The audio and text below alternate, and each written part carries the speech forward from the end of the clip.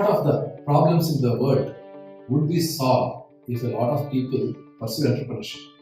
Because many of the successful entrepreneurship people who are trying to solve a bigger problem.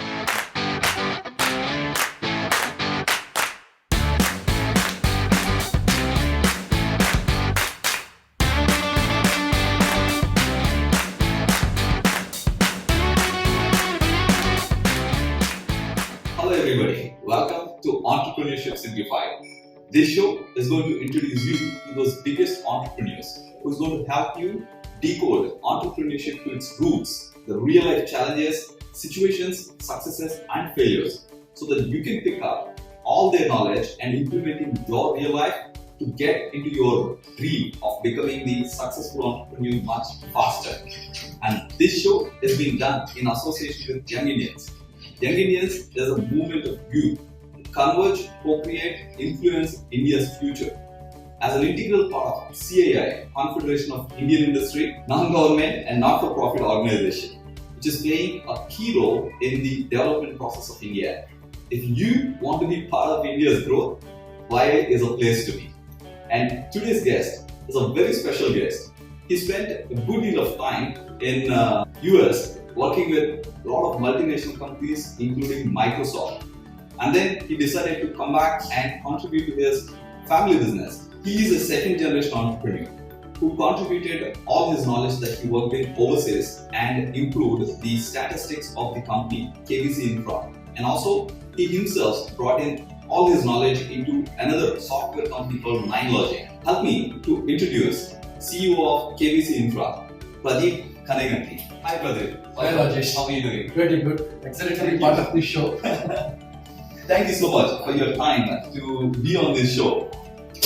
Really appreciate the effort that you guys are putting in to convey this message to people who are really looking forward to some tips and some motivation in the entrepreneurship journey.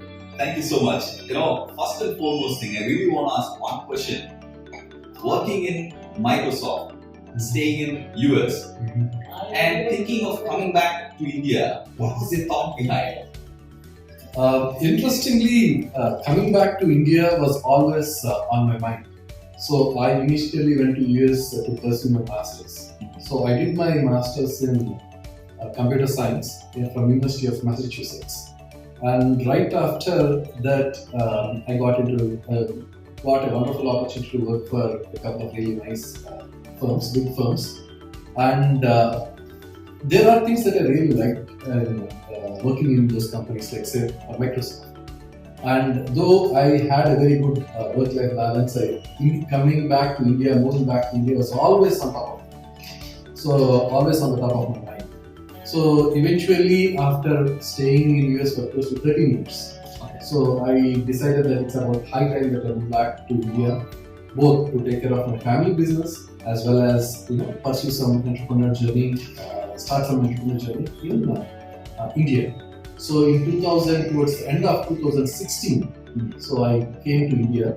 So got involved in the family business, and also we started MindLogic Technologies both in Hyderabad as well as in Seattle. Okay.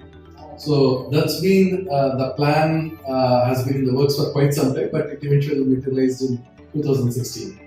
But you came from a background of software, isn't it? Right. And you spent literally, as you said, 13 years. That's a really long time working in software. Now you're into so many, industries. Starting from quarries, you're into construction, mining, all this. How easy was it to adapt from, software to all this? So there are two things of adapting to this line of business. One is learning about the domain, and the second thing is adapting to the culture, so the working style. So in terms of understanding the domain, infrastructure, roads, bridges, buildings. So that is something that I had to learn the hard way, because I didn't have prior experience in any of these fields. And the biggest mentors or the tutors for me in this sector were the field engineers.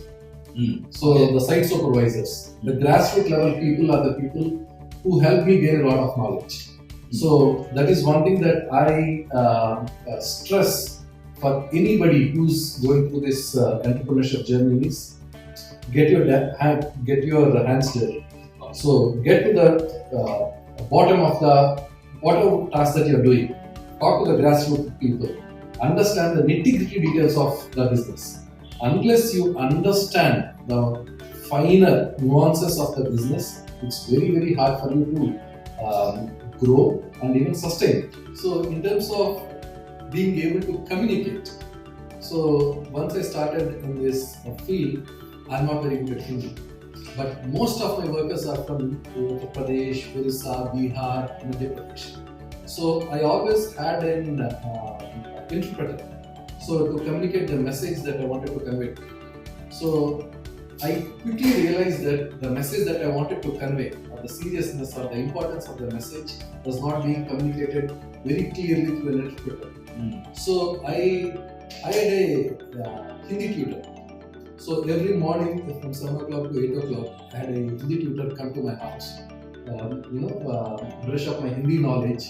And the main goal was to make sure that I have a very fluent Hindi knowledge, especially mainly to communicate. Wow. So I had that for a few months, and I think I have developed a little bit of the Hindi knowledge and a little bit of confidence to speak freely. So this is really important. I want you to understand adaptability, because many of the businesses, they actually fail because they don't adapt. Is entrepreneurship means only success, or have you ever faced failures? Can you share with us? Yeah, so entrepreneurship is a journey.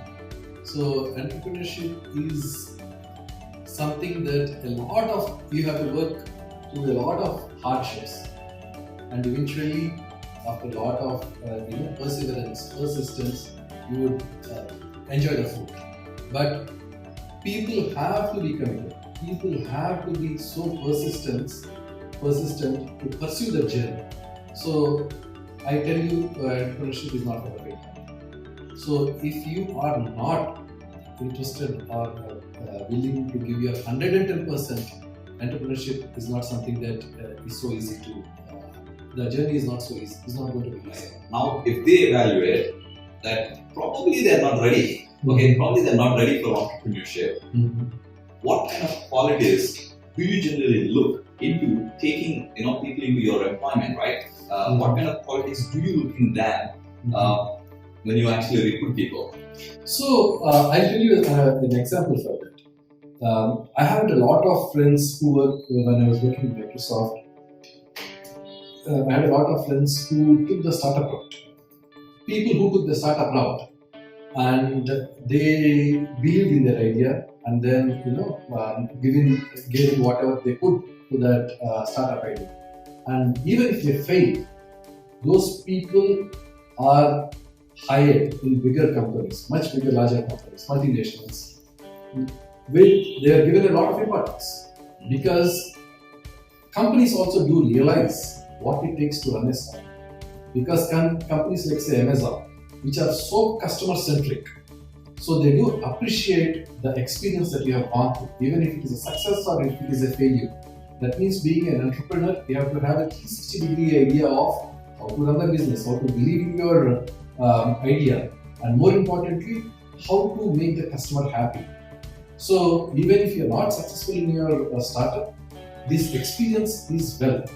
So that is something that that will really help you, not just in your next job, but in your next startup venture as well. Because most of the startup people who are successful in startup, it's not that they are not successful in the first shot. It is the experience, it is the hardships that they have gone through and learned that really help them pave the path for the next steps. Absolutely, I can't agree more. See, this is the point. First, instead of, even I remember Jack Ma says, right, between the age of 20 to 30, just go out and try everything that is possible, and then don't care about failure or success. So, like what you said, once somebody goes through the grind, people will start realizing whether they fit into employment or this. According to what I understand from you, it doesn't matter. People need to take their ownership. 100%. And I encourage a lot of youngsters to try entrepreneurship.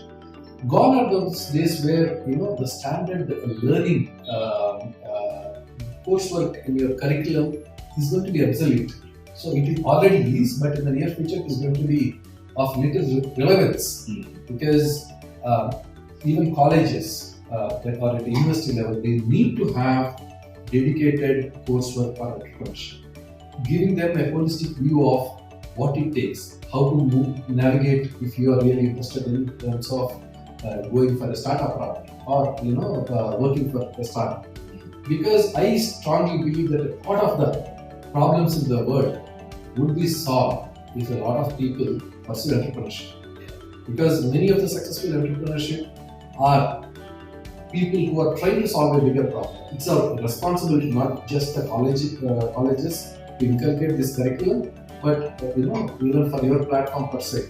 So to spread the word out, to make sure that people understand what it takes to be an entrepreneur and encourage them, nurture them, and if possible, guide them in the right direction. I mean, the bigger the problem is, the bigger the opportunity. The bigger the opportunity is, the bigger the business. Right. And I mean, the best example is Elon Musk, right? What he's dealing with is one of the world's biggest problem. Made with the electrical cars instead of this bio, and he's also looking into another planet for us. Yeah. And he became the richest man now, right? Yeah. And it's very natural. But what you said, it really stuck in my mind is, you people, whatever may be the case, give an attempt to become an entrepreneur. Yes. Because the moment you do it, there are so many problems. Yeah. I mean, they're always having problems in the society because society is evolving. Right. Previous systems and the businesses have to evolve, and that is where the opportunity lies, right? But in this process, it's very common that so many people, like you said, so many people are dropping off. Once they start the startup, they fail and they come back, right? How do they deal with this deal with the journey of starting, failing, and coming back? What kind of things they face, and what is that they should be getting prepared for? So I will tell you based upon my personal experience. So our group is involved in business. So I started off in NineLogic. We pursued a dream where we wanted to build an augmented reality treasure hunt. So when in the heydays of Pokemon Go, which is an augmented reality gaming app. So we thought that there is a new market of augmented reality gaming that is going to evolve. Because as you guys are probably aware, Pokemon Go took this whole augmented reality gaming to the masses. There was a huge market penetration. So we wanted to ride on that wave with the belief that augmented reality is a technology that is going to be the future. So in fact, we closely worked with Microsoft, and in the initial prototype of the HoloLens. So we were given the HoloLens, the Microsoft HoloLens by Microsoft, to build some apps on it. So we got that. So we built a game, augmented reality game called Captain Blade. So we invested a lot of time, money, efforts, and whatnot. But after doing that for a year or year and a half, we realized that is a market that is not going to evolve. And that is not a market that is ready to adapt. We felt that is a market that doesn't have a huge upside as we anticipated. So we quickly realized that we need to take a step back, and we stopped pursuing that idea, and then we got it. So the bottom line that I was trying to tell about this is, you need to be agile. If you need to pursue, give your 100% for an idea, and at some point you need to stop and then look around to see if this is making sense, if this is something that you still want to pursue, because it's just not the idea, it's just not your execution. It also, most importantly, depends upon the market conditions. We felt that market conditions are not so suitable for us to pursue this longer. So we kind of took a step back and then got around. So the over point that I was trying to make in this whole conversation was, give your 100%, pursue it, but at the same time realize when to take a step back. And then again, you need to start your journey from scratch. So try fast, fail fast, get up fast, again try fast. So that is the mantra. I like it. I love it. I love that energy, the way that you put it, right? and in this process, I want to ask one thing. Majority of the time when somebody starts, they think their idea will work.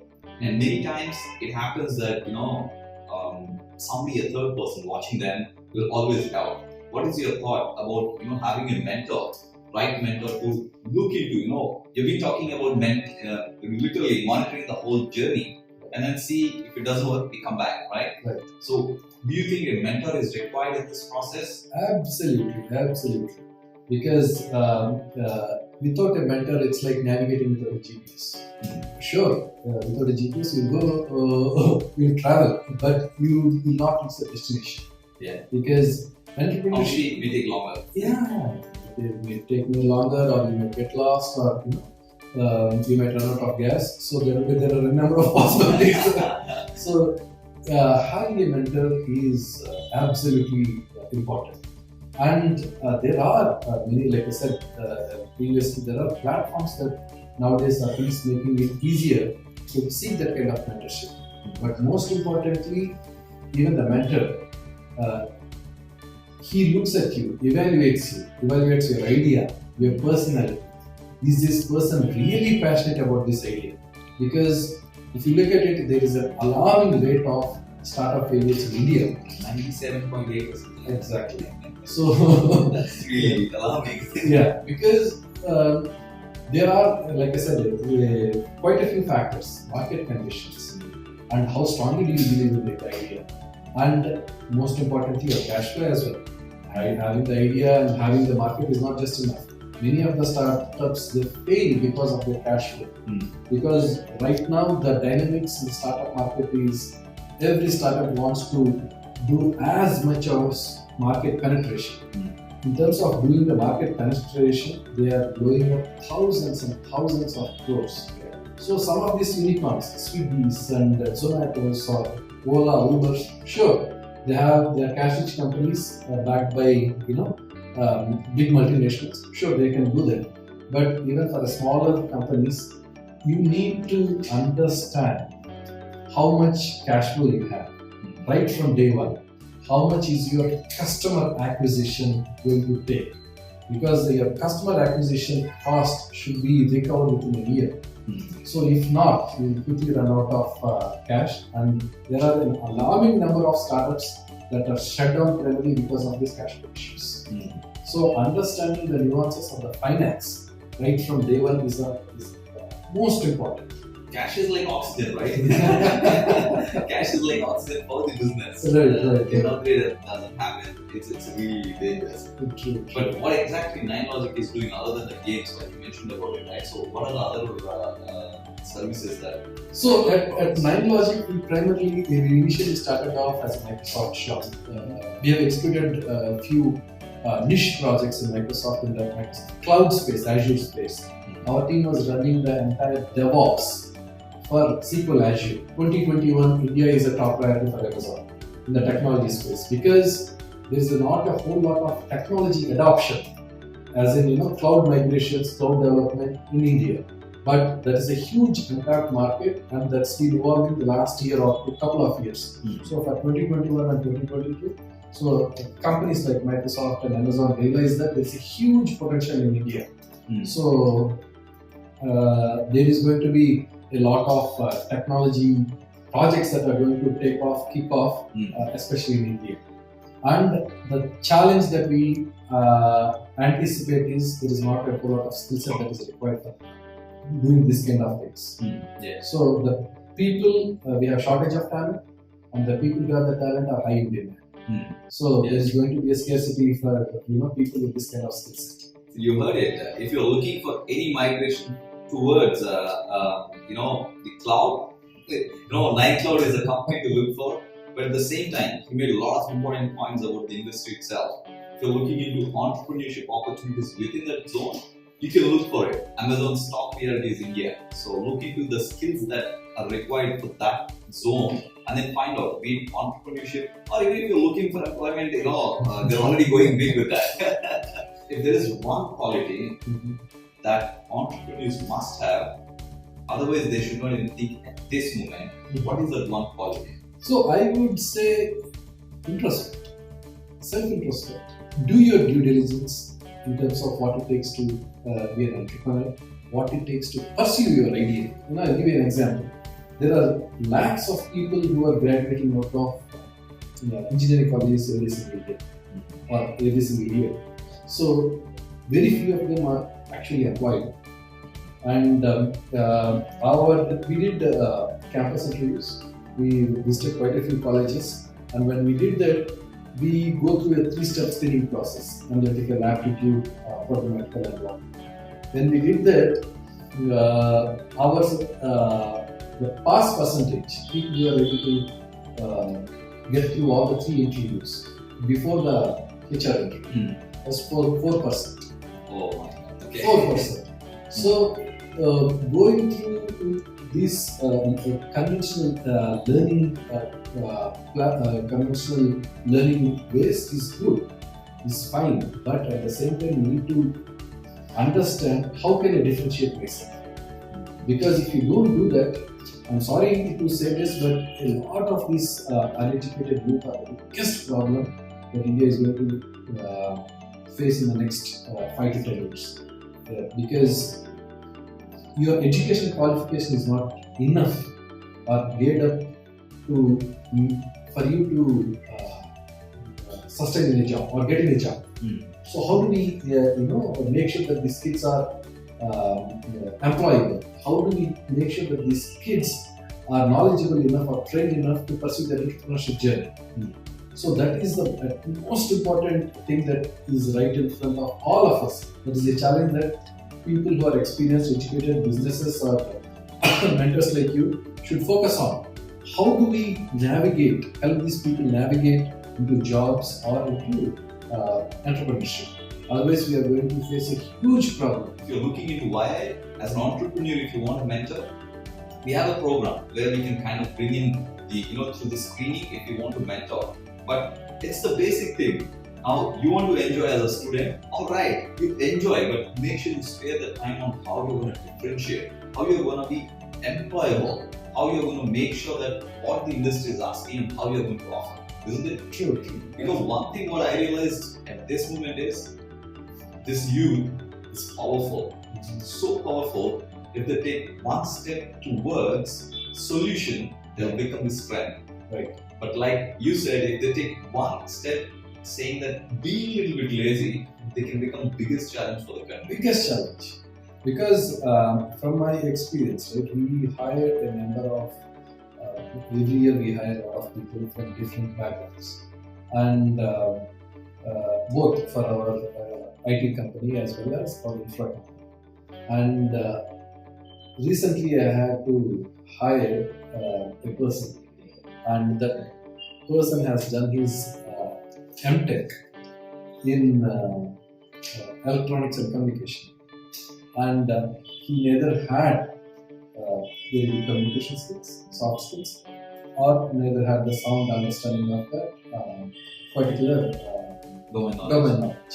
So eventually he tried for a year out, and he came to us.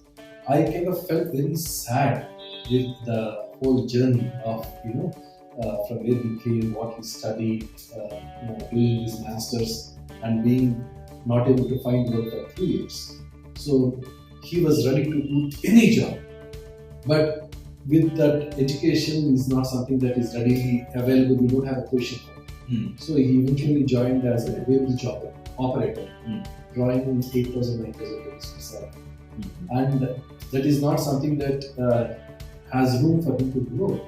So the reason why I am trying to highlight this is, that is where people would eventually end up if they are not really serious about learning and differentiating themselves. And unless you put in that, because it's going to be a tough world, a tough competition, especially with so many lakhs of people coming outside our colleges. So they need to understand that it is very important that every single day they need to upgrade their skill. Unless you upgrade your skill, learn on a continuous daily basis, you are not going to be successful either in your employment or in your entrepreneurship journey. Entrepreneurship especially is most important to have the network. So a simple example is look at the three friends that are very close to you that are surrounded by you. You are an average of the three of them. So Absolutely. surround yourself with people who are hardworking, who are serious about what they are doing, who are passionate about what they are doing. Otherwise, you are just an average of the three of them. Bottom line is simple. You want to be part of the solution for the country Right. or problem towards the country. It's something people have to decide. The second thing is self-evaluating your productivity. One of the biggest challenges that right now we do have in India is everybody talks, I'm busy, I don't have the time. No, you're not busy. It's just how you prioritize your time. And I tell this very frequently to a lot of people. Bill Gates reads a number of books. You think one of the world's richest man, he has a lot of time to sit ideally and read so many books. It's just that how you prioritize your time. So take time, prioritize your time to make sure that you are daily devoting some time towards learning. Learning is essential and it has to be a daily process, whether in the form of if you are consuming or developing this knowledge in the form of books or talking to people or interacting with some of your colleagues or whoever it is. At the end of the day, learning has to be constant. That has to be make learning a priority. Productivity, I'll tell you an example of productivity. So I was at went to a trade show in Shanghai, and we were a dinner was hosted by a very prominent business magnate who has huge manufacturing facilities in India, and he set up a big manufacturing facility in China. So I asked him, he was sitting right next to me. So I asked him, you have your brand, your company is one of the oldest and also one of the biggest in terms of having a manufacturing line. So having such a base in India, is it really a value add? Is it really beneficial for you to again come and now he spends most of his time in China? So is it really adding a lot of benefit to you by coming to China, staying in China and building a factory here? The thing that he said to me was, sure, I do have a lot of factories in India, but when compared to China, a worker really works, if the shift is 8 hours, he really works for 8 hours. In China. In China. Okay. Here if my shift is 8 hours, I really have to slog. I really have to put in my best efforts to make sure, even if after putting best efforts, I cannot derive more than the 60-70% of productivity out of them. At best case. So if you don't monitor them so tightly, your productivity is going to be even less. So productivity is the biggest hindrance for us for the economic growth of India.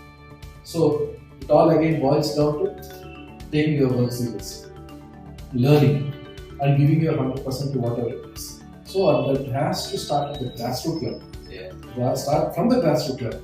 Otherwise, that's one of the main success factors for China. Yeah. Very important even for your startup journey, in your entrepreneurship journey, or in your employment. So taking ownership and giving it 100%. So what I can say is it's coming from another most experienced in so many industries, but again, at grassroots level is where you start. Take the responsibility and make sure that you gaze continuously, right? That is how these successful people are made, whether being a corporate leader or an entrepreneur. So this is what can bring to the end of a wonderful and interesting conversation with Pradeep. And I can only say one thing. I mean, I'm going to put all those handles there. I mean, he told me that they're taking a lot of people as an employment. And if you're looking for any cloud services as a business, or even if you're looking for anything to do with mining, this is a company to do it, because I've seen the culture, I've seen the kind of management. So get connected, all the handles will be there in the description. So Pradeep, any last advice that you want to add before we conclude? I strongly recommend each of you to subscribe, go through all the videos that are being made by Rajesh, because he's putting in he's doing it with a lot of passion, and there is information that is so valuable that is not easily readily available. So go watch all of the videos, understand the journey from all the successful business entrepreneurs. That is invaluable. So thank you so much, brother. Thank you so much. That's really very nice of you. And if you're not subscribed, make sure to subscribe. And this is also mentioned in various aspects, any area that you want to excel. The best of the experts are there in the channel. Make sure to ask, because if you don't ask, you don't get anything. Otherwise, thank you so much for tuning in, and we will see you in the next episode of Entrepreneurship Simplified. Thank you so much, brother. Thank you, Rajesh. Wonderful.